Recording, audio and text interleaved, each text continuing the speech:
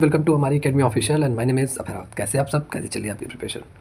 देखिए, कल आपका पेपर था UP triple SC auditor 530 seat के लिए, जिसका आप काफ़ी दिनों से इंतजार कर रहे थे। 2023 से कल आपका पूरा पेपर हो गया है और बहुत सारे स्टूडेंट ने इस एग्ज़ाम में पार्टिसिपेट किया, इस एग्ज़ाम को दिया। और बहुत सारे स्टूडेंट कह रहे थे कि सर बहुत सारे स्टूडेंट आए ही नहीं थे एग्ज़ाम देने, गिव अप कर दिए। और प्रेजेंटी भी काफ़ी कम रही, लेकिन बहुत सारे स्टूडेंट कह रहे थे कि सर संख्या काफ़ी अच्छी थी स्टूडेंट की। जैसे ही आपका पेपर हुआ, सभी स्टूडेंट ने मैसेज करना चालू कर दिया, सर आउट ऑफ सिलेबस आपका ये पूरा पेपर था। और ऑडिटर का बहुत ही, कॉमर्स का जो पोर्शन था वो बहुत ही डिफिकल्ट था, सभी स्टूडेंट के लिए डिफिकल्ट लग रहा था। सभी स्टूडेंट मैसेज कर रहे थे कि sir out of syllabus question आया था, कहाँ से क्वेश्चन बना दिया समझ में नहीं आ रहा था। और तभी स्टूडेंट अपने अपने स्कोर शेयर करने लगे और सभी स्टूडेंट पूछने लगे कि सर कट ऑफ क्या जा सकती है, कैसा रह सकता है कट ऑफ। तो आज मैं क्लास इसलिए कर रहा हूँ, एनालिसिस अभी तक मैंने इसलिए नहीं पेपर का किया। मैंने सभी स्टूडेंट से उनके स्कोर शेयर करने को कहा कि एक्चुअल में सभी स्टूडेंट ने कितने कितने क्वेश्चन अटैम्प्ट किए हैं और क्या जा सकता है, क्योंकि स्टूडेंट के स्कोर के बिहाफ पे ही सारी चीज़ें डिसाइड होंगी कि भाई कितना कट ऑफ एक्सपेक्टेड आपका जा सकता है, क्योंकि इसमें ना के बराबर कंपटीशन है। अदर वैकेंसी को ले लीजिए तो इसमें कंपटीशन ना के बराबर है। तो सभी स्टूडेंट अपने जेन्यून जितना उन्होंने अटैम्प्ट किया था, ठीक है, सभी स्टूडेंट ने शेयर किया। उस बिहाफ पे आज की क्लास में मैं बात करूंगा कि एक्सपेक्टेड कट ऑफ क्या जा सकता है आपका, जिसके लिए आप डीवी के लिए आप अपना प्रिपेयर हो जाइए, अगर आपका इतने इतने रेंज में आपका अगर स्कोर बन रहा है। उससे पहले हम लोग आज के पेपर का, मतलब कल के पेपर का एनालिसिस करेंगे। जैसा बहुत सारे स्टूडेंट कह रहे थे कि सर आउट ऑफ सिलेबस आया था, समझ में नहीं आ रहा था, न्यूमेरिकल्स एक भी नहीं थे, गिरा चुरा एक न्यूमेरिकल था और न्यूमेरिकल थे ही नहीं। तो कैसा रहा आपका पेपर, और पेपर एनालिसिस हम करेंगे। और मैं आप सबको बता दूं कि जितने भी क्वेश्चन आज मैं यहाँ एनालिसिस करूंगा, मोस्टली क्वेश्चन आपको टेस्ट सीरीज से, जो मैंने टेस्ट सीरीज आपको प्रोवाइड किया था 4000 क्वेश्चन का, और ई बुक, बहुत सारे क्वेश्चन आपको टेस्ट सीरीज से ही आपको मिलेंगे। वन बाय वन अभी मैं सब आपको बताऊंगा कौन सा क्वेश्चन आपको टेस्ट सीरीज में मिलेगा, आप जाइए चेक कर लीजिए टेस्ट सीरीज में। और बहुत सारे क्वेश्चन जो हमारे कंटेंट से ही, जो हमने क्लास वगैरह में कराया होता है, सारे क्वेश्चन, बहुत सारे क्वेश्चन मिल रहा है।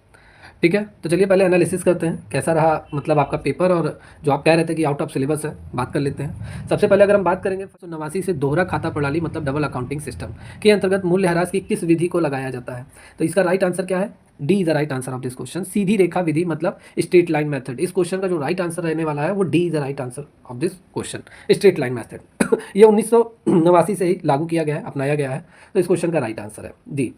आप अपने अपने जितना आप लोगों ने क्वेश्चन जो भी मतलब इस क्वेश्चन पे जो भी आंसर आपने लगाया, आप अपना मैच करते चलिए, ठीक है। और उसी के आधार पे आप अपना कैलकुलेशन बनाइए कि मेरा इतना सही गया है, इतना गलत गया है, फिर माइनस मार्किंग अपना लेस करके। और एक बार आप लोग अपना फिर से, मतलब सभी स्टूडेंट आप लोग अपना स्कोर हमें जरूर शेयर कीजिए, कमेंट बॉक्स में जरूर बताइए। चलिए सेकंड क्वेश्चन है, प्रत्येक आपूर्तिकर्ता उस राज्य में जीएसटी अधिनियम के तहत पंजीकृत होने के लिए उत्तरदायी होगा जहां से वस्तु एवं सेवाओं की कर योग्य आपूर्ति करता है, यदि वित्तीय वर्ष में उसका कुल कारोबार कितना अधिक हो, तो मैंने आपको बताया था, ठीक है, 20 लाख रुपए। ठीक है, 20 लाख रुपए से अगर आपका अधिक है तो आपको जीएसटी रजिस्ट्रेशन कराना पड़ेगा। और सेवाओं के लिए 20 लाख ये गुड्स के लिए है, ठीक है, उत्पाद के लिए। सेवाओं के लिए 40 लाख रुपए है। और विशेष श्रेणी के जो राज्य हैं, जैसे आपका नागालैंड, अरुणाचल प्रदेश, मणिपुर, मिजोरम, इन लोगों के लिए क्या है, 10 लाख रुपए है। 10 लाख से अधिक टर्नओवर करते हैं तो इनको जीएसटी रजिस्ट्रेशन कराना मस्ट है, जीएसटी पे पंजीकरण कराना मस्ट है, लेना पड़ेगा रजिस्ट्रेशन, टैक्स भरना पड़ेगा। और सभी राज्यों के लिए कितना है, 20 लाख रुपए है, ठीक है। तो यहाँ पे कुल कारोबार 20 लाख रुपए से अगर अधिक है तो जीएसटी अधिनियम के तहत पंजीकृत होना अनिवार्य है। तो इस क्वेश्चन का जो राइट आंसर है वो B, C is the right answer of this question, 20 lakh रुपए। किसी को कंफ्यूजन नहीं होना चाहिए, क्योंकि ये क्वेश्चन जो है, ये क्वेश्चन आपको टेस्ट सीरीज में भी मिलेगा। हमने जो टेस्ट सीरीज लॉन्च किया था उसमें ये क्वेश्चन हूबहू आपको मिलेगा, ठीक है। और इसका एक्सप्लेनेशन वगैरह अच्छी तरीके से ऐड किया गया था, वहाँ से आप अच्छी तरीके से पढ़ सकते हैं। बहुत सारे क्वेश्चन आपको हमारे ही मॉक टेस्ट से ही आपको मिलेंगे। ये मैं कह रहा हूँ क्योंकि जब मैंने टेस्ट सीरीज लॉन्च किया था, बहुत सारे स्टूडेंट कह रहे थे कि सर टेस्ट सीरीज में आपने इतना क्वेश्चन प्रोवाइड करा दिया है, इनकम टैक्स से ही आप इतना क्वेश्चन दे रहे हैं, जबकि सभी से आना चाहिए। मैंने कहा 4000 क्वेश्चन है, 4000 क्वेश्चन अगर आपको मिल रहा है तो ज़्यादा से ज़्यादा ही तो मिलेगा भाई। अगर 20 मॉक टेस्ट बनाता तो उस हिसाब से क्वेश्चन रहता। सभी के मैंने बराबर बराबर क्वेश्चन ऐड किए थे, जिससे सभी यूनिट पे आपकी फोकस बनी रहे। और जो टेस्ट सीरीज लॉन्च किया गया था वो एक तरीके से यूनिट वाइज मिक्स करके नहीं बनाया गया था, एक फ्लो में पूरा टेस्ट सीरीज लॉन्च कर दिया गया था कि अगर इनकम टैक्स ही आप लगाते रहिए एक मॉक टेस्ट में, दूसरे में रेक्टिफिकेशन लगाइए, तीसरे में बीआरएस लगाए, ऐसे ही लॉन्च किया गया था। क्योंकि एग्जाम का डेट भी आ गया था और हमने टेस्ट सीरीज जल्दी से जल्दी लॉन्च कर दिया कि बच्चे 4000 क्वेश्चन कवर कर ले। 4000 क्वेश्चन अगर आप पढ़ लेते हो अच्छे से, डीपली एक्सप्लेनेशन के साथ, सारी चीज़ें क्लियर हो जाएंगी। चलिए यहाँ पे अगर हम बात करें, नियमित खरीद और आवश्यकताएं तब तैयार की जाती हैं जब सामग्री की वस्तुएं स्तर पर पहुंच जाती है। तो इसका राइट आंसर क्या है, C is the right answer of this question, reorder quantity. Reorder quantity is the right answer of this question, ठीक है। रीऑर्डर क्वांटिटी मतलब गोदाम में मतलब माल घटने ना पाए उससे पहले ही आप ऑर्डर कर दीजिए, ठीक है। रीऑर्डर क्वांटिटी मतलब सामग्री की अनुपात को, रेशियो को एक अनुपात में बनाए रखें। जैसे होता है कि हमारे गोदाम में 20% माल हमेशा पहले से ही रहना चाहिए, ठीक है, तो दोबारा हम फिर मंगाएंगे, ठीक है। तो ये रीऑर्डर क्वांटिटी आपका यहाँ पे C is the right answer of this question. चलिए, मूल्यह्रास की किस विधि के तहत संपत्ति के मूल्य की एक निश्चित प्रतिशत हर साल बट्टे खाते में डाली जाती है। तो मूल्यह्रास मतलब डेप्रिसिएशन का कौन सा मेथड है जो संपत्ति के मूल्य का एक निश्चित प्रतिशत डिस्काउंट खाते में, मतलब डिस्काउंट अकाउंट में क्या कर दिया जाता है, ट्रांसफ़र कर दिया जाता है एवरी ईयर। ठीक है। ओरिजिनल वैल्यू जो एसेट्स का होता है वो राइट ऑफ किया जाता है एवरी ईयर। तो ये आपका राइट आंसर इसमें क्या है, राइट आंसर आपका इसमें है फिक्स इंस्टॉलमेंट। ठीक है, ये आपका होगा निश्चित किस्त। ठीक है, ये मूल्यह्रास की विधि है, इसमें जितना भी डेप्रिसिएशन रहता है उसका मतलब कुछ परसेंट, मतलब संपत्ति के मूल्यह्रास, ठीक है, उसका कुछ हिस्सा राइट ऑफ कर दिया जाता है, बट्टे खाते में डाल दिया जाता है। तो यहाँ पे आपका जो राइट आंसर है वो C is the right answer of this question. चलिए नेक्स्ट क्वेश्चन है, सामान्य दक्षता के साथ किए गए कई नियोजित कार्यों की संयुक्त कार्रवाई के परिणाम स्वरूप पूर्व अनुमान का एक विस्तृत विवरण है। तो देखिए ये क्या है, सिंपल सी बात है, यहाँ पे आपका जो रहेगा वो बजट होगा। ठीक है, हम लोग बजट बनाते हैं तो किस आधार पे बनाते हैं, कोई काम करना है तो हम बजट तैयार करते हैं पूर्व अनुमान के आधार पे। ठीक है, प्रीवियस रिजल्ट हम अपना देखते हैं और उस आधार पे हम अपने, अगर हम कोई बिजनेस कर रहे हैं तो प्रीवियस डेटा देखते हैं, उस आधार पे हम बजट तैयार करते हैं। तो यहाँ पे जो आपका राइट आंसर होगा वो बजट। ठीक है, बजट सामान्य दक्षता के साथ किए गए नियोजित कार्यों की संयुक्त कार्रवाई के परिणाम स्वरूप पूर्व अनुमान का एक विस्तृत विवरण क्या होगा, बजट होगा। तो इसका राइट आंसर बजट होगा आपका।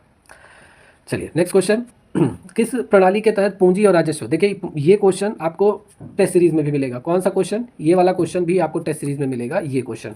ठीक है, और ये क्वेश्चन, दो क्वेश्चन आपको यहाँ पे टेस्ट सीरीज में आपको मिल जाएंगे। फिर यहाँ पे बात कर लेते हैं, किस किस प्रणाली के तहत पूंजी और राजस्व, ये भी मैंने टेस्ट सीरीज में ऐड करवाया था, डबल अकाउंटिंग सिस्टम का। ठीक है, तो ये भी आपके क्वेश्चन ऐड थे टेस्ट सीरीज में, ये भी उसी टेस्ट सीरीज से ही आया हुआ क्वेश्चन है। तो किस प्रणाली के तहत पूंजी और राजस्व, जैसे ही आपका आया तो सीधा सीधा आप डबल अकाउंटिंग दोहरा खाता प्रणाली टिक कर दीजिए। ठीक है, इसके तहत क्या होता है, राजस्व और पूंजी को लेकर अलग अलग खाते बनाए जाते हैं, ये सारी चीज़ें। तो यहाँ पे आपका C is the right answer of this question. चलिए नेक्स्ट क्वेश्चन, जब माल को निर्धारित अवधि के लिए मुफ्त रखरखाव सेवा गारंटी के साथ बेचा जाता है और मुफ्त मेंटेनेंस की राशि एक शुल्क के अलग खाते में जमा की जाती है, तो जिस खाते को क्या कहा जाता है। देखिए एक स्टूडेंट मेरे पास मैसेज कॉल किया, कहने लगा सर जनरल एंट्री से क्वेश्चन नहीं आया था। ये देखिए जनरल एंट्री से ही क्वेश्चन आया है। ठीक है, यहाँ पे आपका जो कौन सा खाता खोला जाएगा, यहाँ पे देखिए मेंटेनेंस राशि के लिए, एक शुल्क के लिए एक अलग खाता खोला जाएगा, तो यहाँ पे मेंटेनेंस सस्पेंस अकाउंट ही रहेगा। समझ में आया, मेंटेनेंस सस्पेंस अकाउंट ही रहेगा। और यहाँ पे इस क्वेश्चन का जो राइट आंसर है, A is the right answer of this question.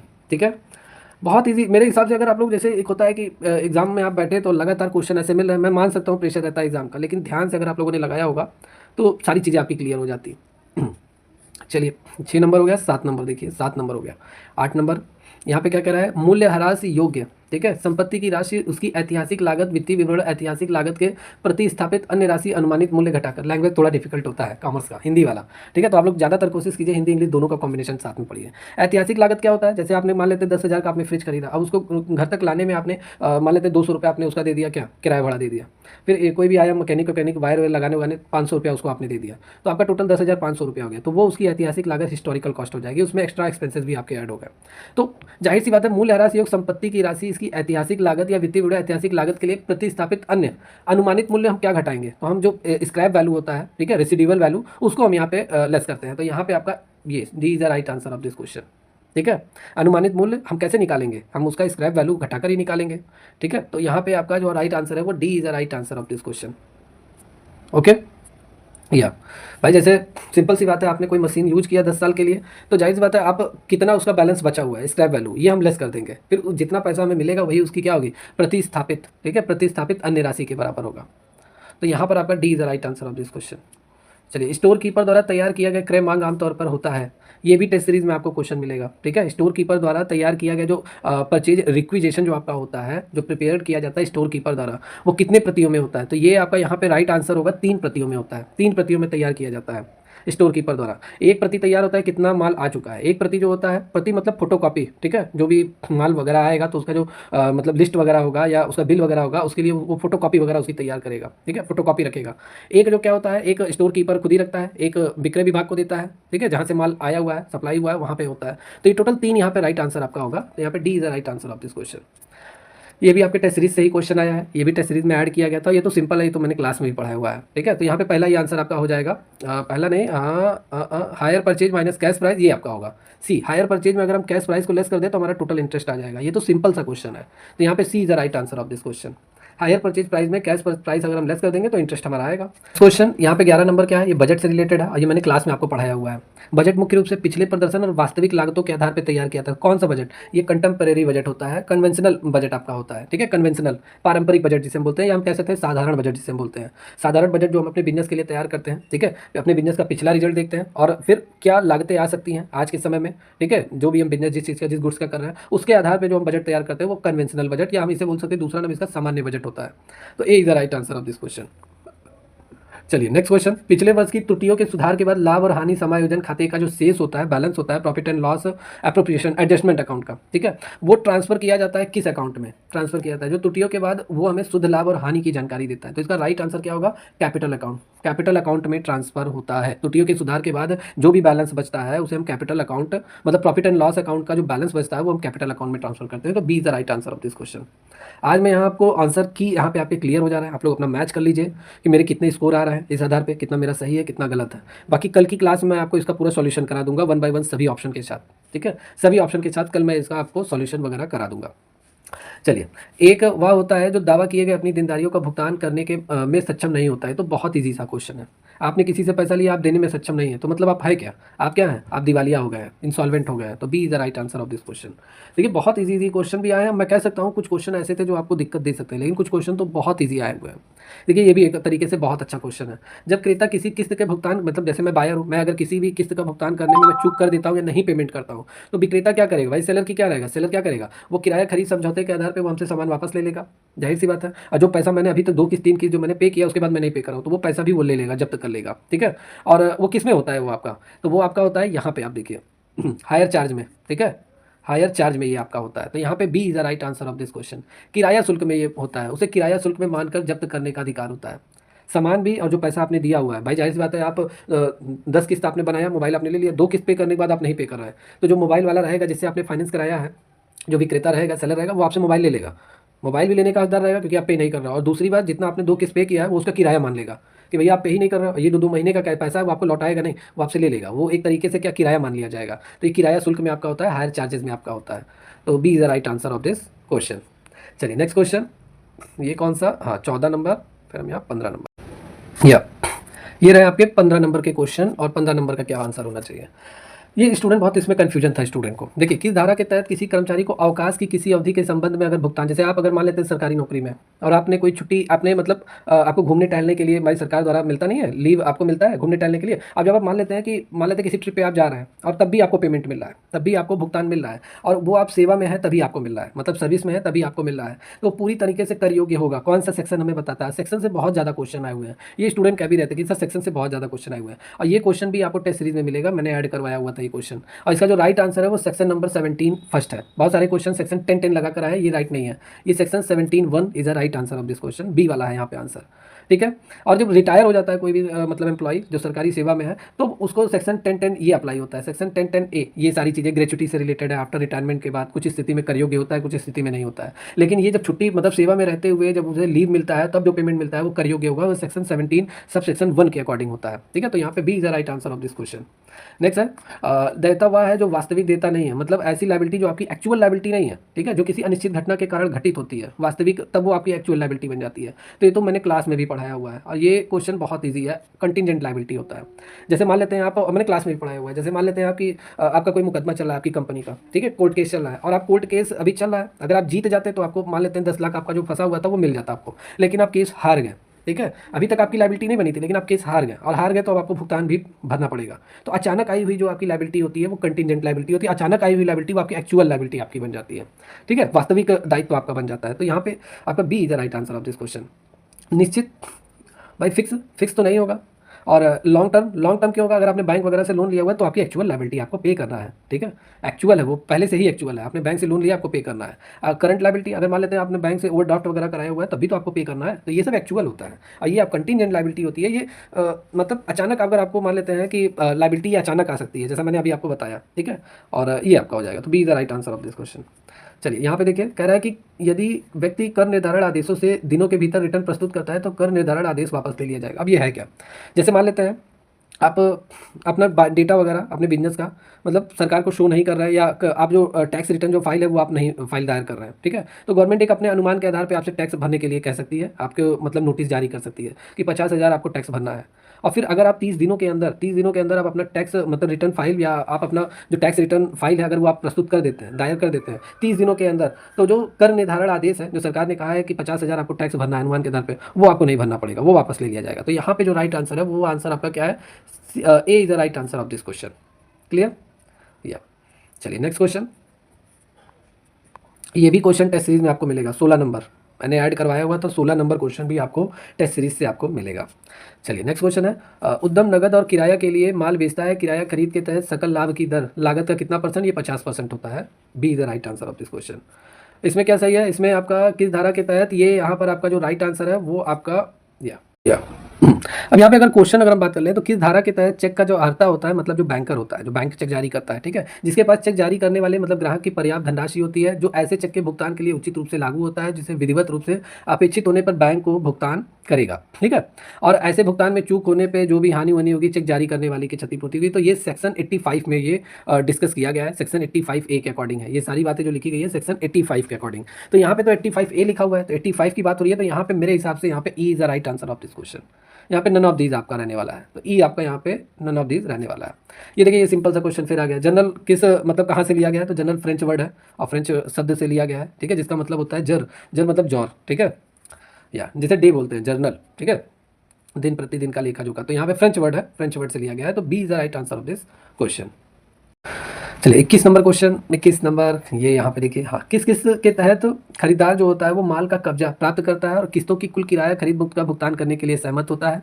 प्रत्येक किस्त की अंतिम किस्त भुगतान करने तक किराया शुल्क माना जाता है, जब माल का स्वामित्व विक्रेता को खरीदार को स्थानांतरित हो जाता है।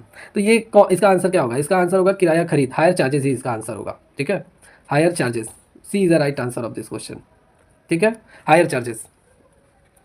हायर चार्जेस क्यों होगा? हायर चार्जेस में क्या होता है कि जैसे आपने मान लेते हैं कोई फ़ोन आपने फाइनेंस कराया और वो फाइनेंस कराते समय ही आपके स्वामित्व में आ गया, आप उसको यूज कर सकते हैं, और जब तक आप लास्ट किस्त नहीं पे कर देते तब तक वो फ़ोन आपका नहीं होगा, तब तक वो किराया ही ट्रीट किया जाएगा, ठीक है। और अंतिम किस्त जब आप पे कर देंगे तब आप वो फ़ोन आपका हो जाएगा, ठीक है। तो ये किस धारणा में कहा गया है? तो ये मतलब इसका डेफिनेशन है, सिंपल सी बात है। तो ये किराया खरीद का है, यहाँ पे आपका C is the right answer of this question. ये रिबेट वाला क्वेश्चन आ गया, बहुत सिंपल है, ये टेस्ट सीरीज में भी आपको मिलेगा, हमने कोर्स में भी पढ़ाया हुआ है। छूट जो मिलता है निवासी व्यक्ति को वो रिबेट 87A का मिलता है, ठीक है। नई कर व्यवस्था में 7 लाख है और पुरानी कर व्यवस्था में 5 लाख है, ठीक है। पुरानी कर व्यवस्था में कितना है? 5 लाख है, जो इस समय जो चल रहा है आपका, या ठीक है। तो यहाँ पे रिबेट 87 है, A is the right answer of this question. ये भी देखिए एक बहुत सा इजी सा क्वेश्चन है, जब आपकी परिसंपत्तियाँ मतलब आपका जो एसेट्स है वो आपकी किससे ज़्यादा हो गई? वो आपकी लायबिलिटीज से ज़्यादा हो गई, तो फर्म को क्या कहा जाएगा? बताइए। फर्म को जब आपकी परिसंपत्तियाँ देनदारियाँ से अधिक है तो फर्म क्या होगा? फर्म यहाँ पे मेरे हिसाब से सॉल्वेंट, ठीक है, सॉल्वेंट के कंडीशन में होगा। सॉल्वेंट के कंडीशन में परिसंपत्तियाँ आपकी देनदारियों से अधिक है तो सॉल्वेंट के कंडीशन में शोधक्षम कहा जाएगा, शोधक्षम। तो A is B is the right answer of this question, okay, या। चलिए नेक्स्ट क्वेश्चन, दिशा निर्देशों और लेखांकन मानक होते हैं जो व्यवसाय की वित्तीय स्थिति और अधिक प्रदर्शन रिपोर्टिंग में मजबूत लेखांकन प्रथाओं और प्रक्रियाओं के लिए होते हैं।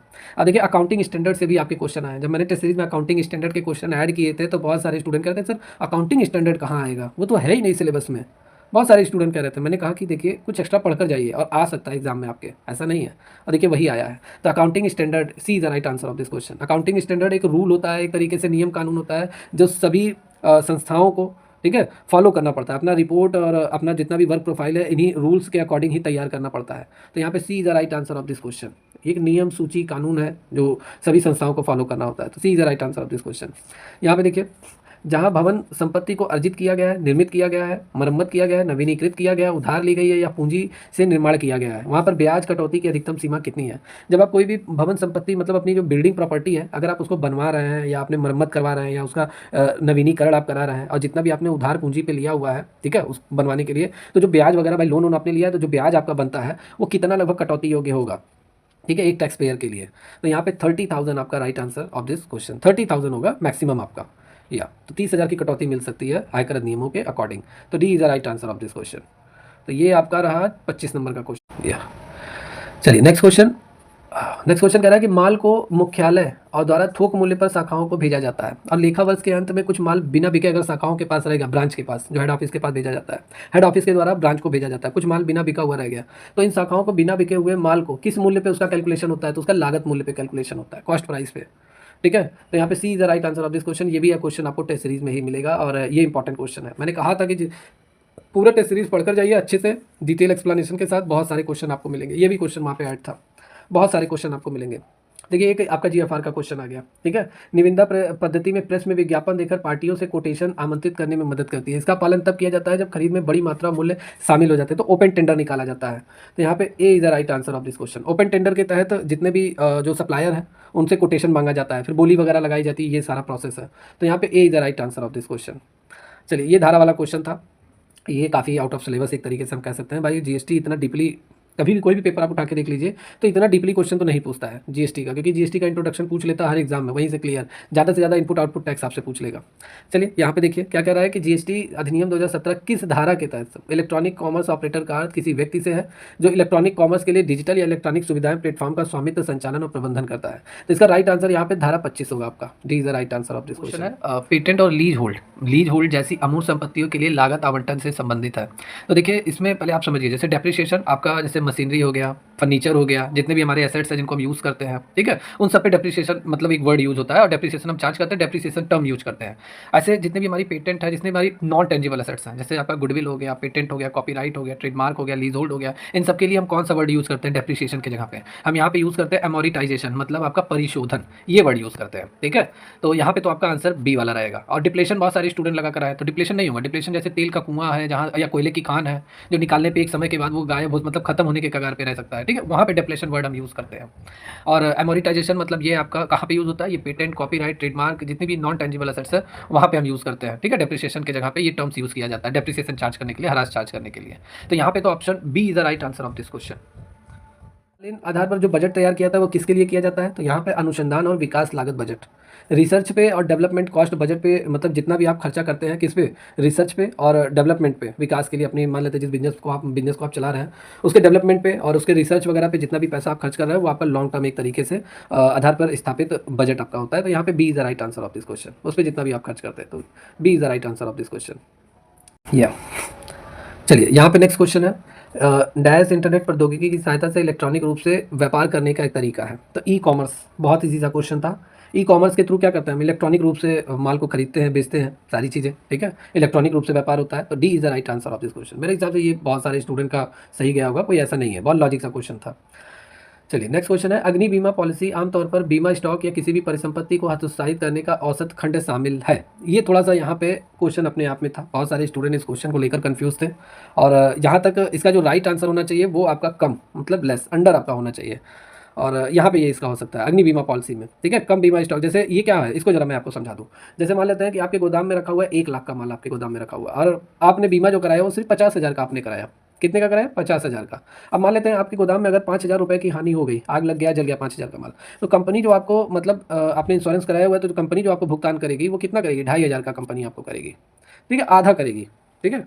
इसीलिए अग्नि बीमा पॉलिसी में आमतौर पर कम बीमा स्टॉक मतलब समझिए, आपके पास 1 लाख का स्टॉक है, आपने 50,000 का ही, मतलब कम बीमा स्टॉक आपने कराया, आपने कम अपने स्टॉक का, मतलब 1 लाख का स्टॉक है लेकिन आपने 85,000 का बीमा कराया। और तब आपको जो, अगर मान लेते हैं कोई भी हानि होती है तो हतोत्साहित करने के लिए औसत खंड क्या शामिल होगा? वो आपका कम, अंडर उसे कैलकुलेट किया जाएगा।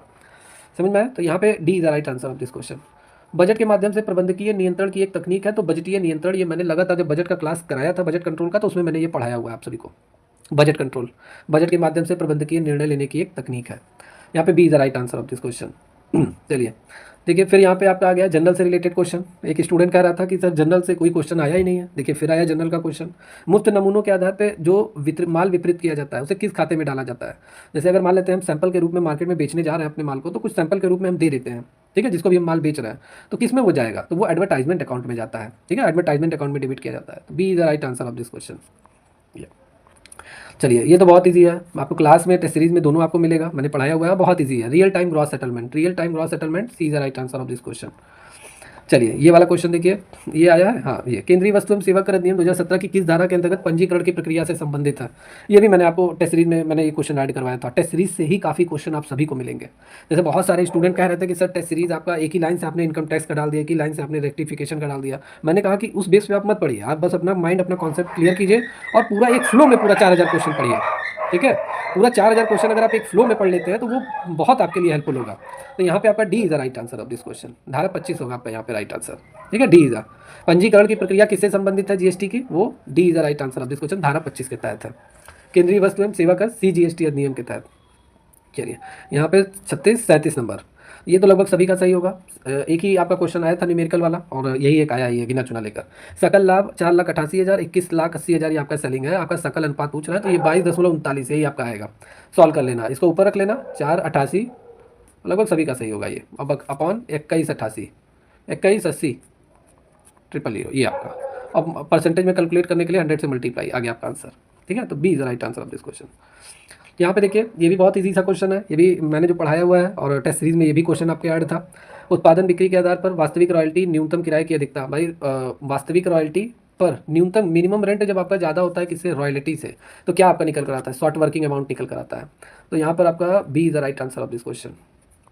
ये वाला देखिए, दोहरा लेखा प्रणाली के तहत आरक्षित निधि का प्रत्येक वर्ष के संबंध में आयकर अधिनियम के तहत विकास छूट के कारण बनाई गई आयकर की राशि बराबर विनियोजित किया जाता है। और ये 1961 इसका राइट आंसर होगा, C is the right answer of this question. ठीक है, आयकर अधिनियम 1961 के तहत ये आपका पूरी तरीके से छूट के कारण बनाई गई आयकर राशि विनियोजित की जाती है। ये थोड़ा मैं कह सकता हूँ काफ़ी अच्छा क्वेश्चन था, काफ़ी स्टूडेंट इसको लेकर परेशान थे इस क्वेश्चन में। चलिए यहाँ पे देखिए, कौन सी हानियाँ जो होती हैं जो नगद गबन आग से नष्ट हुआ स्टॉक जो बीमा द्वारा कवर नहीं किया जाता है। तो एबनॉर्मल लॉस जो होता है, जैसे आपके फैक्ट्री में आग लग गया, एबनॉर्मल अचानक आग लग गया, तो वो एक तरीके से बीमा में कवर, बीमा पॉलिसी में कवर नहीं किया जाता है। ठीक है, बीमा कवर नहीं किया जाता, तो यहाँ पे B is the right answer of this question. कल मैं इसको डिटेल में करा दूंगा सभी ऑप्शन को साथ में लेकर। अभी यहाँ पे आंसर क्लियर हो जाए और आप लोग अपना आंसर मैच करते चलिए कि कौन सा आपका सही है, कौन सा आपका गलत जा रहा है। फिर फाइनल स्कोर आप लोग जरूर अपना शेयर कीजिए। विभागीय खातों के तहत विभिन्न विभागों के बीच जो मूल्य ह्रास को किस आधार पर आवंटित किया जाता है। तो यहाँ पे डी आंसर आपका सही होगा, एसेट्स एम्प्लॉयड के आधार पे। जैसे एक बड़ी बिल्डिंग है और इस बड़ी बिल्डिंग में 5 तरह के मतलब डिपार्टमेंट काम कर रहा है। ठीक है, 5 तरह के, जैसे मोबाइल का ही अगर एक शोरूम है पूरा, तो यहाँ पे मोबाइल का कह रहा हूँ, जैसे मान लेते हैं सैमसंग कंपनी है, ये पूरा बिल्डिंग सैमसंग कंपनी का है। एक मतलब एक एरिया में आपका मोबाइल का शोरूम है, एक एरिया में टीवी का है सैमसंग का, एक एसी का है, ऐसे चल रहा है। तो जो किराया वगैरह या कैलकुलेट किया जाएगा या डेप्रिसिएशन ही मैं मान लूँ कि मूल्य ह्रास को ही कैलकुलेट किया जाता है, तो कितनी कितनी जगह में कौन सा विभाग फैला हुआ है उस आधार पे होता है। तो ये यहाँ पे आपका जो होगा वो D is the right answer of this question, assets employed के आधार पे। नेक्स्ट क्वेश्चन, संगठन के आकार के आधार पर खरीद आदेश की कितनी प्रतियां तैयार की जाती हैं। तो इसका राइट आंसर 3 से 5 प्रतियां तैयार की जाती हैं। संगठन के आधार पर जो खरीद आदेश जब जारी किया जाता है संगठन ऑर्गेनाइजेशन द्वारा, तो कितनी प्रतियां तैयार की जाती है, 3 से 5 प्रतियां तैयार की जाती हैं। A is the right answer of this question. 42 के बाद आपका 43। या चलिए 43 नंबर का क्वेश्चन, ये भी काफ़ी इंपॉर्टेंट क्वेश्चन है। कह रहा है स्टॉक का मूल्यांकन लागत या वसूली योग्य मूल्य जो भी कम हो इस पर किया जाता है। ये भी आपको टेस्ट सीरीज से ही क्वेश्चन मिलेगा, था आपके क्वेश्चन टेस्ट सीरीज में। तो क्लोजिंग जो स्टॉक होता है उसी का जो मूल्यांकन होता है वो लागत या वसूली मूल्य, ठीक है, वसूली योग्य मूल्य जो भी दोनों में कम होता है उसी पे किया जाता है। यहाँ B is the right answer of this question. Next है पराक्रम्य लिखित अधिनियम, according to which section of the negotiable instrument act 1881 a check is a bill of exchange drawn on a specified banker and not expressed as a payable otherwise than a demand। तो इसका right answer क्या होगा। ये right answer यहाँ पे थोड़ा बहुत यहाँ पे इस आंसर को 2 आंसर यहाँ पे हो सकते हैं, इसको मैं बाद में डिस्कस करूँगा। इस आंसर में थोड़ा सा मुझे डाउट लग रहा है, ठीक है, इसको मैं बाद में डिस्कस करूँगा। चलिए नेक्स्ट क्वेश्चन, यहाँ पे देखिए 45 उपकार्ड उपयोगकर्ता को एक निश्चित सीमा तक पैसा उधार करने की अनुमति देता है। बहुत इजी है, आप लोग क्रेडिट कार्ड यूज करते हो ना, क्रेडिट कार्ड पे आप कितना भी सामान, मतलब आपकी जो आपकी क्या बोलते हैं, आपकी गुडविल, मतलब आपका सिविल जितना अच्छा होगा बैंक तभी आपको क्रेडिट कार्ड देगा, आपकी सिविल जितनी अच्छी होगी। और एक लिमिट होता है सभी के लिए अलग अलग, कोई 1 लाख का क्रेडिट कार्ड, किसी का 2 लाख का। और आप मतलब एक तरीके से बैंक आपको यूज़ करने की अनुमति देता है क्रेडिट कार्ड, मतलब एक तरीके से बैंक से आपने पैसा उधार लिया हुआ है और ये है आपका क्रेडिट कार्ड। ठीक है, A is the right answer of this question. नियंत्रक का महालेखा परीक्षक किसको रिपोर्ट देता है, तो ये राष्ट्रपति को रिपोर्ट देता है। C is the right answer of this question. Easy है, देखिए ये भी टेस्ट सीरीज में आपको क्वेश्चन मिला है। ठीक है, ये भी आपको मिला है टेस्ट सीरीज में क्वेश्चन। चलिए मैं टेस्ट सीरीज इसलिए बता रहा हूँ क्योंकि बहुत सारे स्टूडेंट कह रहे थे कि सर आउट ऑफ सिलेबस है, आउट ऑफ सिलेबस है और सर पता नहीं कहाँ से क्वेश्चन आ गया। मैंने सिलेबस के अकॉर्डिंग ही सारी क्लास और टेस्ट सीरीज कवर कराया था और उसी में से ही आपको बहुत सारे क्वेश्चन मिल रहा है। नेक्स्ट है एक प्रणाली जिसका उपयोग कंप्यूटर के डेटा व्यवस्थित भंडारण प्राप्त करने के लिए किया जाता है। ये कंप्यूटर का क्वेश्चन है और देखिए ये कॉमर्स में दिया गया है। और एक तरीके से मैं कह सकता हूँ जो आपका बजट में जो कंप्यूटर का यूज होता है, ठीक है, use of computer in a budget control, उसका ये समझ लीजिए क्वेश्चन है एक तरीके से। तो यहाँ पे डेटाबेस प्रबंधन प्रणाली, यही आपका आंसर सही है, D is the right answer of this question. GST कब लागू हुआ इंडिया में, देखिए 1 जुलाई 2017। बहुत बार मैंने क्लास में पढ़ाया हुआ है, यूट्यूब पे भी जब मैं पढ़ा रहा था तभी बताया, ये लगभग नॉर्मली सा क्वेश्चन है, सभी को आ रहा होगा ये। चलिए 49 नंबर देखते हैं, संविधान के किस अनुच्छेद के तहत भारत का राष्ट्रपति कैग को अपॉइंट करेगा, तो अनुच्छेद 148 के तहत। B is the right answer of this question. Sanjay Murthy इस समय के कैग हैं आपके, अभी पूछा नहीं है, ठीक है, नेक्स्ट वाले एग्जाम में पूछ सकता है, तो उसको याद रखे रहिए। B is the right answer of this question. ये भी आपके टेस्ट सीरीज से ही आया हुआ क्वेश्चन है, मैंने ऐड किया हुआ था। फिर यहाँ पे देखिए ये थोड़ा अपने आप में अलग क्वेश्चन है और ये इसका 4% होना चाहिए, इसको भी मैं अभी यहाँ पे डाउट में लगा देता हूँ, ठीक है। चलिए नेक्स्ट क्वेश्चन, प्रेसिडेंसी टाउन दिवाला अधिनियम मुंबई कोलकाता चेन्नई। देखिए जब यहाँ पे मैंने टेस्ट सीरीज में क्वेश्चन ऐड किया था और जब मैं क्लास में ये क्वेश्चन मैं पढ़ा रहा था, इस पे एमसीक्यूज वगैरह, तो बहुत सारे स्टूडेंट कह रहे थे तो प्रेसिडेंट दिवालिया अधिनियम जो है वो सबसे पहले किन किन टाउन में लागू किया गया था, ये अधिनियम, ये कानून। तो बहुत सारे स्टूडेंट दिल्ली भी बता रहे थे, मैंने कहा दिल्ली नहीं होगा, दिल्ली हटा दीजिए, इसलिए मुंबई कोलकाता और चेन्नई यहीं पर ही पहले लागू हुआ था प्रेसिडेंसी दिवालिया अधिनियम। तो ये 1909 में आपका हुआ था, ये लड़का जो भेजा है पेपर इसका गलत है, 1920 नहीं 99 है आपका, A is the right answer of this question. ठीक है। प्रेसिडेंसी टाउन दिवाला अधिनियम मुंबई, कोलकाता, चेन्नई इस टाउन में रहने वाले व्यक्तियों पर लागू होता है, तो C is the right answer of this question. Next question है धारा के तहत कंपनी के लेखा परीक्षक केंद्र सरकार द्वारा अधिसूचित विभिन्न मामलों पर टिप्पणी करते हैं। यहाँ पे थोड़ा सा यहाँ पे आपको दिखाई नहीं दे रहा होगा, थोड़ा सा यहाँ मिसप्रिंट है। और ये किस अधिनियम के है, जब आपका कंपनी के जो लेखा परीक्षक है वो केंद्र सरकार द्वारा अधिसूचित आदेश के विभिन्न मामलों पर टिप्पणी करते हैं। तो यहाँ पर आपका राइट आंसर तो यहाँ पे राइट आंसर जो आपका होगा वो B is the right answer of this question. धारा मतलब सेक्शन 227-4A, ठीक है, इसके तहत जो भी कंपनी का लेखा परीक्षक होता है वो केंद्र सरकार द्वारा अधिसूचित आदेश के तहत किसी भी मामले पे अपनी टिप्पणी रख सकता है, अपनी बातों को रख सकता है। ठीक है, टिप्पणी करनी होती है, तो ये B is the right answer of this question. निरीक्षण पूरा होने पर माल प्राप्त करने वाले क्लर्क को स्टोर या नोट सामग्री का विवरण दर्ज करना चाहिए। ठीक है, तो ये किस में करना चाहिए, ये आपका गुड्स रिसीव्ड। ठीक है, D is the right answer of this question. Store या गुड्स रिसीव जो नोट होता है उसमें रिकॉर्ड दर्ज करता है, कौन करता है, स्टोर कीपर, जितना भी माल उसे रिसीव हुआ है सप्लायर द्वारा वो उसमें नोट करता है। D is the right answer of this question. ये भी टेस्ट सीरीज में ही ऐड हुआ क्वेश्चन है, आया हुआ है। ठीक है, चलिए ये देखिए, ये भी टेस्ट सीरीज में आपका ये क्वेश्चन था, आप अगर पढ़ेंगे तो टेस्ट सीरीज में ये भी आपको क्वेश्चन मिलेगा। किस धारा के तहत किसी भारतीय कंपनी या अन्य निवासी व्यक्तियों द्वारा निर्दिष्ट प्रारंभिक व्यय की अनुमति है। तो कोई भी कंपनियां होती है जो प्रारंभिक खर्चे करती हैं, जैसे कंपनी की स्थापना को लेकर, एस्टैब्लिशमेंट को लेकर कुछ खर्चा हुआ है कंपनी के थ्रू, ठीक है, तो वो सारी चीज़ें, ठीक है, उसके व्यय की अनुमति मतलब बाद में उसे डिडक्शन मिल जाता है। तो ये होगा आपका सेक्शन 35D के तहत। ठीक है, सेक्शन 35D के तहत, तो यहाँ पे B is the right answer of this question. चलिए ये कौन सा क्वेश्चन है, 54 नंबर। चलिए नेक्स्ट क्वेश्चन, कंपनी के लाभ के पद यानी आर्थिक लाभ वाले पद रखने के लिए कौन सी धारा उन व्यक्तियों पर प्रतिबंध लगाती है जो निदेशक के रिश्तेदार या भागीदार हो। ये भी आउट ऑफ ही सिलेबस आपका क्वेश्चन है, पूरी तरीके से आउट ऑफ सिलेबस क्वेश्चन है। इसका राइट आंसर धारा 314 होगा आपका, B is the right answer of this question. ठीक है, लाभ का पद किसी भी मतलब जो कंपनी के डायरेक्टर्स हैं, मतलब कंपनी का जो डायरेक्टर है उसके अगर रिश्तेदार है या उसका कोई पार्टनर है और कंपनी में वो आर्थिक रूप से लाभ वाले पद पर रखा जा रहा है, लेकिन उसे नहीं रखा जाएगा। जो कंपनी का रिश्तेदार होगा, कंपनी का जो डायरेक्टर के जो कंपनी के जो डायरेक्टर है उनका जो रिश्तेदार होगा, उनका पार्टनर्स होगा, उन पर रोक लगाता है कि आपके रिश्तेदार इस पद पर नहीं रह सकते हैं कंपनी में लाभ के पद पर। तो धारा 314 के तहत आउट ऑफ सिलेबस क्वेश्चन है ये। ठीक है, सबसे प्रभावी हार्डवेयर नियंत्रणों में से जो त्रुटियों का समय पर पता लगाता है वो आपका क्या होना चाहिए। तो इसका राइट आंसर पैरिटी बिल आपका होगा, C is the right answer of this question.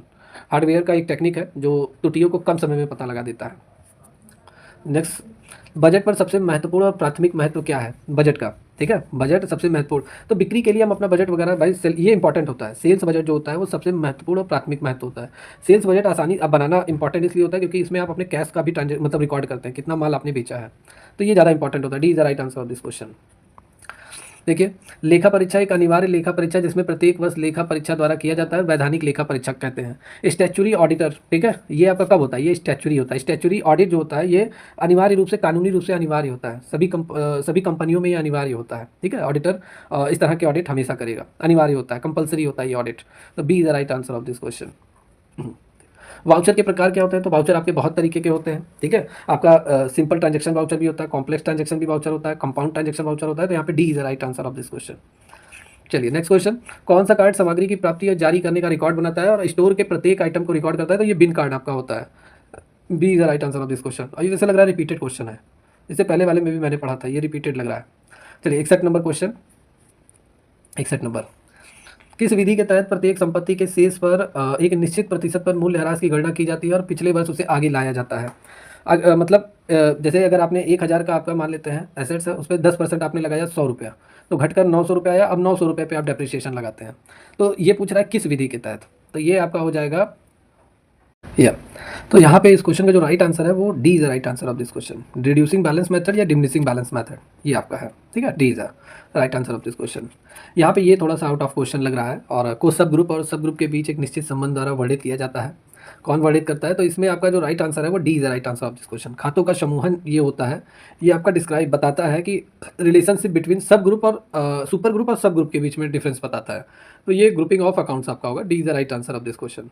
चलिए 2 क्वेश्चन और है कॉमर्स के। ये क्वेश्चन देखिए, ये डेफिनेशन है, और डेफिनेशन जैसा बहुत सारे जितने भी अर्थशास्त्री होते हैं, जितने भी वाणिज्यकर्ता जो होते हैं, ठीक है, उनके द्वारा दिया जाता है, और ये एग्जाम में पूछ लिया है। तो इसका जो राइट आंसर आपका है वो है FRMD पाउलर द्वारा ये कहा गया है कि लेखा परीक्षक किसी व्यवसाय या संगठन की पुस्तकों की अभिलेख एक व्यवस्थित जांच है, और जिसका उद्देश्य वित्तीय संचालनों, उसके परिणामों, तथ्यों का पता लगाना, ये सारी चीज़ें उस पर रिपोर्ट देना। किसका है, यह है FRMD पाउल का है। चलिए नेक्स्ट क्वेश्चन, कोडिंग प्रणाली कुछ या सभी पहचान करने वाले वर्णमाला के एक समूह के अक्षर है। तो यहाँ पे आपका राइट आंसर इसका क्या होना चाहिए? इसका राइट आंसर आपका होना चाहिए मेमोनिक कोडिंग, ठीक है, mnemonic coding, sorry mnemonic coding इसका राइट आंसर है, ठीक है, C is the right answer of this question. ये 64 हो गया। आइए अब 65 लास्ट क्वेश्चन कॉमर्स का। या लास्ट क्वेश्चन 65 लेखांकन मानक। यहाँ पे अकाउंटिंग स्टैंडर्ड के 2 क्वेश्चन आपके आ चुके हैं, ठीक है, 2 क्वेश्चन। अकाउंटिंग स्टैंडर्ड क्या कहता है? कौन सा अकाउंटिंग स्टैंडर्ड की सभी मटेरियल जितने भी होते हैं मदों को खुलासा किया जाना चाहिए और ज्ञान से संबंधित वित्तीय विवरण उपयोगकर्ता के निर्णय प्रभावित हो सकते हैं। तो ये लेखांकन मानक 1 में ही इसका वर्णन किया गया है, लेखांकन मानक 1 के अनुसार ही होता है। तो A is the right answer of this question. तो ये कॉमर्स का लगभग ओवरऑल क्लियर हो गया है और बहुत सारे क्वेश्चन जो थे वो लगभग अपने ही क्लास से, अपनी ही टेस्ट सीरीज से आए हुए थे, और बहुत सारे क्वेश्चन ऐसे भी हैं जो काफ़ी डिफिकल्ट हैं और सभी स्टूडेंट को फेस करना पड़ा। और ये आपका पूरा रहा कॉमर्स का सिलेबस, ठीक है, कॉमर्स का पूरा पेपर। आइए अब यहाँ पे कंप्यूटर की बात करते हैं। एल्गोरिदम का परीक्षण किसके द्वारा किया जाता है? तो ये प्रोग्रामों के द्वारा किया जाता है। ये is the right answer of this question. Computer सुरक्षा में सेध मारी जो लगाता है, मतलब हैक करने का काम हैकर का होता है, तो हैकिंग होता है आपका सेध लगाने का कार्य। A is the right answer of this question. मानव जैसे दिखने वाले रोबोट को हम क्या बोलते हैं? ह्यूमनॉइड बोलते हैं। D is the right answer of this question. Computer बहुत ईजी था। चलिए यहाँ पे डीएनएस का फुल फॉर्म क्या होगा? Domain name system. A is the right answer of this question. Paste करने के लिए हम कौन सा शॉर्टकट की यूज करते हैं? कंट्रोल+V यूज करते हैं। C is the right answer of this question. कौन सा कंप्यूटर के माध्यम से 2 उपयोगकर्ताओं के बीच वास्तविक समय संचार है? तो ये आपका चैट होता है। हम तुरंत बात करेंगे, तुरंत मैसेज हमारा पहुंच जाएगा जिससे हम बात कर रहे हैं, ठीक है, तो रियल टाइम में ये सूचना पहुंचा देता है। तो ये हो गया आपका 71, ठीक है। 72 देखते हैं। चलिए 72 यहाँ पे कंप्यूटर की मूल भाषा क्या है? तो कंप्यूटर की मूल भाषा मशीनी लैंग्वेज होती है, ठीक है, हम लोग बचपन से पढ़ते हैं कंप्यूटर मशीनी भाषा ही समझता है। तो यहाँ पे B is the right answer, C is the right answer of this question. Aadhaar database के माध्यम से पहचान और प्रमाणीकरण के लिए भुगतान किया गया भुगतान क्या कहलाता है? तो ये AEPS आपका होता है। B is the right answer of this question. निष्पादन में प्रोग्राम को क्या कहा जाता है? निष्पादन मतलब प्रोग्राम को जो एग्जीक्यूट करता है उसको हम क्या कहते हैं? उसको हम प्रोसेस बोलते हैं, ठीक है, एग्जीक्यूशन को हम प्रोसेस बोलते हैं। तो C is the right answer of this question. फिर यहाँ पे 75 नंबर, कौन सा इनमें से ई गवर्नमेंट नहीं है? तो ई गवर्नमेंट मतलब आपका गवर्नमेंट टू बिजनेस ये भी है, और गवर्नमेंट टू गवर्नमेंट ये भी है, ये भी है, गवर्नमेंट टू सिटीजन, ये सभी तीनों ई गवर्नमेंट के एग्जाम्पल हैं, इलेक्ट्रॉनिक गवर्नमेंट के। बिजनेस टू बिजनेस नहीं है, तो यहाँ पे B is the right answer of this question, ये नहीं है। PCI का फुल फॉर्म क्या होगा? PCI का फुल फॉर्म, तो PCI का फुल फॉर्म आपका ए होगा, peripheral component interconnect. A is the right answer of this question. IMPS मैंने क्लास में पढ़ाया हुआ है और टेस्ट सीरीज में भी आपको मिलेगा। बहुत बार ये क्वेश्चन मैंने 2 बार, लगभग 2-3 बार रिपीट हो गया था, लेकिन ये कि ये है आपके question. IMPS immediate payment services, यही आपका होगा, ठीक है। 77 का यहाँ पे डी है, immediate payment services. D is the right answer of this question. 77, चलिए 78। चलिए 78 नंबर क्या कह रहा है? कह रहा है कि अंगगणितीय संचालन, तार्किक संचालन किसके द्वारा किया जाता है? ALU द्वारा, अर्थमेटिक लॉजिकल यूनिट। ये भी टेस्ट सीरीज से आया हुआ क्वेश्चन है। कौन सी भौतिक चीज़ है जो इथरनेट या किसी तार पर दिखाई देती है? तो ये आपका होता है क्या? ये आपका होता है 79 का सी है यहाँ पे, पैकेट है, ठीक है। C is the right answer of this question. Computer के जनक सभी लोग को मालूम होगा, Charles Babbage. A is the right answer of this question. फिर यहाँ पे देखिए 81 उत्तर प्रदेश। अब यूपी जीके आ गया। यूपी जीके देखिए कितना क्वेश्चन आपको टेस्ट सीरीज से मिलेगा। सबसे पहले ताला नगरी, ये है भी और सबको मालूम भी है, अलीगढ़, ठीक है, अलीगढ़ आपका जाना जाता है ताला नगरी, बहुत ईजी था। चौधरी चरण सिंह को भारत रत्न से सम्मानित किया गया, 2024 में दिया गया था। चौधरी चरण सिंह और शायद अटल बिहारी वाजपेयी, इन सब लोगों को 3-4 लोगों को मिला, 3 लोगों को शायद दिया गया था। 2024 इसका राइट आंसर होगा। उत्तर प्रदेश की जलवायु कैसी है? तो इसका ई होना चाहिए। क्यों होना चाहिए? आर्द्र और उष्ण कटिबंधीय जलवायु होनी, मानसून होती है यूपी की, ठीक है, आर्द्र लिखा हुआ है बुक वगैरह में, तो इस हिसाब से तो आपका ई रहना चाहिए इस क्वेश्चन का राइट आंसर। चलिए 83 के बाद 84 या 84 देखिए। 84 क्या कर रहा है कि श्री राधे श्याम खेमका को किस क्षेत्र में योगदान के लिए पद्म विभूषण मिला था? तो इनको साहित्य और शिक्षा के लिए इन्हें मिला था। C is the right answer of this question. Uttar Pradesh में रजा लाइब्रेरी, ये भी टेस्ट सीरीज में आपके क्वेश्चन ये मिलेगा। रजा लाइब्रेरी वाला क्वेश्चन मैंने ऐड करवाया था, रजा लाइब्रेरी इंपॉर्टेंट लग भी रहा था। और ये आपका रामपुर में है, इस लड़के का जिसने भेजा हुआ है ये, इसका गलत है ये। तो Rampur is the right answer of this question. Rampur में रजा लाइब्रेरी है। अब तक उत्तर प्रदेश विधानसभा का गठन कितनी बार हुआ है? तो 18 बार हुआ है total. C is the right answer of this question. फिर यहाँ पे देखिए उत्तर प्रदेश को कितनी कृषि जलवायु है उत्तर प्रदेश का? तो ये 9 है आपका, 9 कृषि जलवायु क्षेत्र है यूपी का। नेक्स्ट क्वेश्चन, उत्तर प्रदेश का पहला, भारत का पहला मल्टी मॉडल टर्मिनल कहाँ बनाया गया? तो ये असम में बनाया गया था पहला मल्टी मॉडल टर्मिनल। तो इस हिसाब से असम तो है नहीं, उत्तर प्रदेश का होना नहीं चाहिए क्योंकि पहला पूछ रहा है, तो उस हिसाब से E is the right answer of this question. फिर बुंदेलखंडी मिट्टी, बुंदेलखंडी मिट्टी में पाई जाती है, तो बुंदेलखंडी मिट्टी में क्या? दक्षिणी पठार में पाई जाती है बुंदेलखंडी मिट्टी। A is the right answer of this question. Uttar Pradesh का कौन सा इसमें से राज्य पशु है? अब देखिए हम लोग राज्य पशु वही पढ़ते हैं क्या, बारहसिंगा, वही तो हम लोग शायद पढ़ते हैं राज्य पशु, या तो उस हिसाब से तो ई रहना चाहिए, ठीक है, ई रहना चाहिए। लेकिन यहाँ पे दलदली हिरण दिया हुआ है, तो इससे मुझे डाउट है, इसको आप रहने दीजिए। चलिए 91, चलिए 91 देखिए। 91 क्या कह रहा है? कौन सा घराना ख्याल, गायकी और ध्रुपद धमार का मिश्रण है? तो इसका राइट आंसर आगरा घराना है आपका, ठीक है, ये भी आपको टेस्ट सीरीज में ही क्वेश्चन मिलेगा। फिर यहाँ पे देखिए सकल घरेलू उत्पाद GDP डिफ्लेक्टर किसका अनुपात है? ये थोड़ा डाउट में है, इसको आप रहने दीजिए, ठीक है। जो चीज़ नहीं आया है आंसर वो डाउट में मैंने लगा दिया। बाद में उसको डिस्कस करेंगे। 1858 जब आपका यहाँ पे स्टार्टिंग में दे दिया और फिर उत्तर डिवीजन को उत्तर पश्चिम क्षेत्र से अलग कर दिया गया, उत्तर प्रदेश की राजधानी आगरा से इलाहाबाद आपकी हो गई थी स्थानांतरित। तो D is the right answer of this question 1858 में। अभी तक ये भी आपको मैंने पढ़ाया हुआ था, जब मैं यूट्यूब पे मैंने क्लास किया था तो उसी समय मैंने जीआई टैग वाला पढ़ाया हुआ था, यूट्यूब पे मैंने क्लास किया हुआ था। 75 मैंने बोला था और सबसे आगे है यूपी जीआई टैग के मामले में, ठीक है, भारत में। तो यहाँ पे 75 जीआई टैग है यूपी में। 95 उत्तर प्रदेश का कौन सा नृत्य मानसून के आगमन से पहले किया जाता है? कजरी नृत्य किया जाता है। D is the right answer of this question. फिर आपका पूंजी स्टॉक के समय होने वाली टूट फूट की कमी को संदर्भित करता है। तो ये आपका यहाँ पे होना चाहिए क्या? मूल्य ह्रास होना चाहिए, डेप्रिसिएशन आपका होना चाहिए, ठीक है। A is the right answer of this question. कौन सा ख्याल नृत्य का रूप नहीं है? ये इसको भी डाउट में लगाइए और इसका आंसर मुझे नहीं मिला है तो ये हटा दीजिए आप। भारत में श्वेत क्रांति किससे संबंधित है? टेक्सटाइल्स का क्वेश्चन, दुग्ध उत्पादन से। D is the right answer of this question. 99 उत्तर प्रदेश का कलिंजर मेला, ये भी आप सभी को मालूम है और टेस्ट सीरीज में भी ये क्वेश्चन मैंने ऐड करवाया था। और ये बांदा में कलिंजर मेला लगता है। D is the right answer of this question. Gum बबूल की छाल से निकाले गए रंग का उपयोग किस उद्देश्य से किया जाता है? तो ये चमड़े की वस्तुओं को रंगने के लिए किया जाता है, ठीक है, डाइनिंग एंड लेदनिंग आइटम के लिए किया जाता है। A is the right answer of this question. तो ये पूरा पेपर का एनालिसिस रहा। कैसी आइए अब यहाँ पे हम कट ऑफ की बात कर ले कि क्या कट ऑफ आपके रह सकते हैं आपके डीबी के लिए, डॉक्यूमेंट वेरिफिकेशन के लिए, क्योंकि बहुत सारे स्टूडेंट लगभग एग्जाम देने के बाद से यही सोच रहे हैं कि सर कितना इसका कट ऑफ जा सकता है कि हमें मतलब जो document verification as a last stage आपको बुलाया जा सकता है डीबी के लिए। तो कितने स्कोर रहने चाहिए जनरल के लिए, ओबीसी के लिए, एससी के लिए, एसटी के लिए? क्योंकि सभी स्टूडेंट, मैंने आज क्लासेस क्यों किया, क्योंकि मैं 2 दिन से सभी स्टूडेंट से मैं स्कोर ले रहा था कि आप लोग अपना अपना कितना स्कोर कर आए हैं, कितना आपने अटेम्प्ट किया है, कितना आपके गलत गए हैं, एक अनुमान के आधार पर सभी स्टूडेंट ने मुझे अपना स्कोर शेयर किया हुआ है। और लगभग अगर मैं बात कर लूँ तो कट ऑफ जो डिसाइड होता है वो आपका पेपर का लेवल कैसा था एट फर्स्ट, कितने स्टूडेंट प्रेजेंट हुए थे, सेकंड आपका हो गया, और स्टूडेंट मतलब कितना कर आ रहा है उस आधार पे भी मैं यहाँ पे आपको कुछ समझाने की कोशिश करूँगा कि कितने कट ऑफ आपके जा सकते हैं। तो सबसे पहले अगर स्टूडेंट के प्रेजेंट की लेकर बात करें तो बहुत सारे स्टूडेंट कह रहे थे कि सर कंपटीशन है, क्योंकि हमारे सेंटर पे सभी स्टूडेंट पहुंचे थे। और कुछ स्टूडेंट बता रहे थे कि सर कंपटीशन मतलब इसमें हमारे सेंटर पे बच्चे ना के बराबर थे, बहुत सारे स्टूडेंट एब्सेंट थे। तो एक ओवरऑल अगर मैं लगाऊं तो जितने भी स्टूडेंट रहे होंगे, मान लीजिए 530 सीट के लिए जितने भी स्टूडेंट रहे होंगे, सभी स्टूडेंट पहुंचे होंगे, सभी अपना बेस्ट दे रहे होंगे, ठीक है। और एग्ज़ाम भी काफ़ी दिनों बाद हो रहा है और ऑडिटर का तो लगभग सभी अपना प्रयास करेंगे, एक अच्छी वैकेंसी है तो सभी स्टूडेंट मान लेते हैं यहाँ पे आपके प्रेजेंट रहे हैं एक अनुमान के आधार पे। ये एब्सेंट भी हुआ है उसको भी हटा लीजिए। यहाँ पे पेपर का जो लेवल था वो काफ़ी डिफिकल्ट था, ठीक है। पेपर जो आपका आया था वो मीडियम मतलब एवरेज लेवल से लेकर हाई लेवल आपका था, ठीक है। कुछ क्वेश्चन एवरेज लेवल के थे और ज़्यादातर क्वेश्चन आपके हाई लेवल के थे। डिफिकल्ट क्वेश्चन लगभग एक तरीके से था और एवरेज लेवल के भी क्वेश्चन थे। और आपके जो मैं कह सकता हूँ जो सबसे मीडियम लेवल का था, मीडियम कह रहा हूँ, सबसे इजी लेवल के जो क्वेश्चन थे वो आपको 10 से 15 क्वेश्चन ही आपको मिलेंगे और बाकी सब एवरेज, मतलब एक तरीके से मैं कह सकता हूँ कि एवरेज लेवल के क्वेश्चन थे और प्लस हाई लेवल के क्वेश्चन काफ़ी थे। तो एक तरीके से अगर मैं कहूँ तो इसका पेपर का जो मोड था वो काफ़ी डिफिकल्ट था। भाई इसमें माइनस मार्किंग भी है तो सभी स्टूडेंट अंधाधुंध क्वेश्चन तो लगाएंगे ही नहीं कि 1 बाय 1 तुक्का लगाकर चले जाए वो सही हो जाए, क्योंकि माइनस मार्किंग है तो सभी स्टूडेंट कम कम क्वेश्चन अटेम्प्ट करेंगे। अगर इसका आप ले लीजिए इलाहाबाद हाईकोर्ट का तो उसमें काफ़ी मतलब माइनस मार्किंग था नहीं, तो सभी स्टूडेंट 100 में 100 करके आ रहे हैं, चाहे सही हो या गलत, पूरा अटेम्प्ट कर आ रहे हैं, सभी गोले को भर कर आ रहा है। लेकिन इसमें माइनस मार्किंग था और पेपर का जो लेवल था वो काफ़ी हाई लेवल था, ठीक है। तो उस हिसाब से कट ऑफ किया जा सकती है स्टूडेंट के लिए।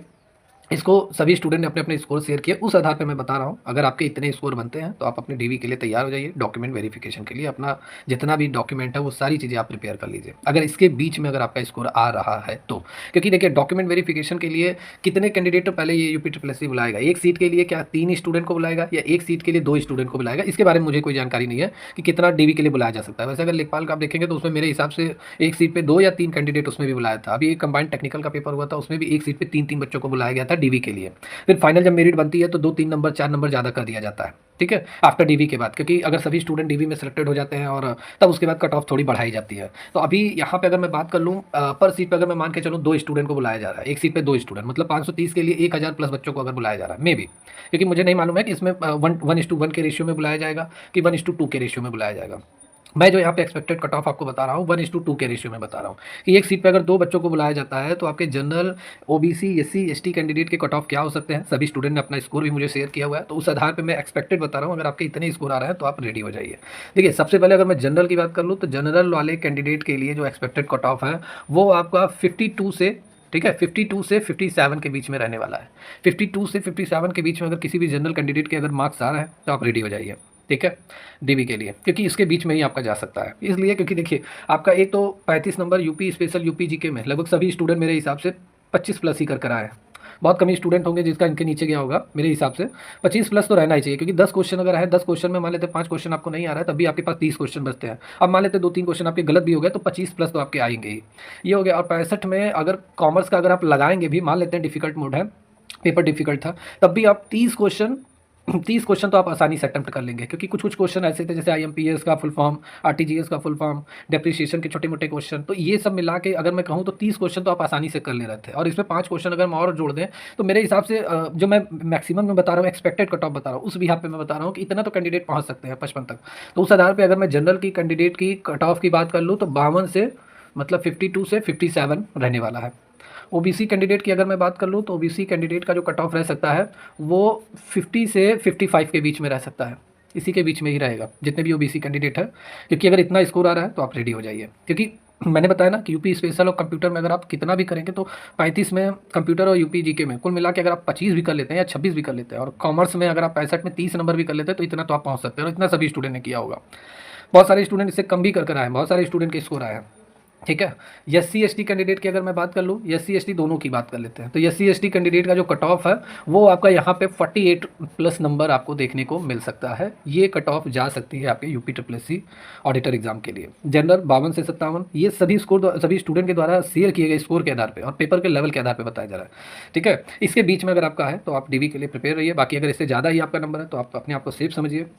और ओबीसी वाले 50 से 55, SC ST वाले 48 प्लस आपका रहने वाला है।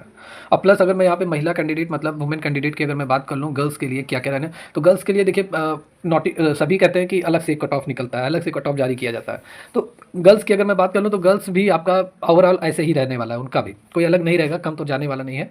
तो अगर आप सभी स्टूडेंट के इतने स्कोर बन रहे हैं तो आप सभी स्टूडेंट रेडी हो जाइए अपने DV एग्जाम के लिए, क्योंकि सभी मोस्टली स्टूडेंट के जो स्कोर आए हैं लगभग 80 पास हैं। कोई 70 अटैम्प्ट किया है, 10 क्वेश्चन गलत है, और कोई 80 क्वेश्चन अटैम्प्ट किया है, 15-20 क्वेश्चन गलत हो गए हैं। तो लगभग ओवरऑल लेस होकर कम होकर सभी स्टूडेंट के एवरेज जैसा मैंने बताया है इसी आधार पर आपका कट ऑफ रहने वाला है, क्योंकि सीटें भी आपकी बहुत ज़्यादा है और कंपटीशन ना के बराबर है, कैंडिडेट भी इसमें काफ़ी कम है, तो इसलिए ये आपका ज़्यादा इसमें कट ऑफ नहीं जाने वाला है।